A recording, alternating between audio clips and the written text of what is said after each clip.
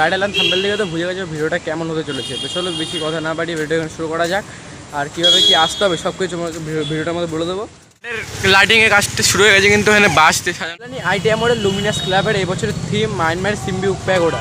চলো তোমাদের সেগুলো দেখাই। তো প্যান্ডেলের কিন্তু কোনো হাইটে কোনো ঠিক ঠিকানা নেই। এবার হাইট থাকবে 170 ফুট মতো।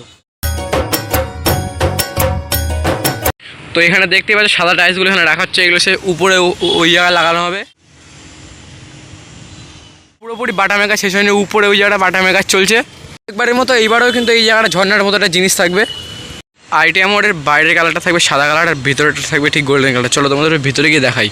আমি কিন্তু দাঁড়িয়ে রয়েছি পুরো গেটের সামনে। এবার চলো তোমাদের ভিতরে গিয়ে দেখাই। ভিতরে ঢুকতে দেখতে পারবে এখানে সাদা টাইলস দিয়ে কাজ শুরু হয়ে গেছে। আর ভিতরে এই জায়গাটা এখনও বাটামের কাজ চলছে। ওই জায়গাটা থাকবে মা দুর্গা, আর এখানে এখনও বাটামের কাজ চলছে। আর এই সাইডে এগুলো মানে এই টাইলসগুলো উপরে লাগানো হবে। ডিজাইনটা কিন্তু ঠিক এরকম দেখতে হবে।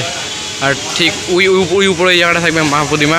উপরে ওই জায়গাটা এখন সাদা রং, মানে টাইলসগুলো রং করা হচ্ছে। ওই যে উপরে জায়গাটা সাদা টাইলসগুলো দেখতে পাচ্ছ, এগুলো কিন্তু সব উপরে ওখানে লাগানো হবে।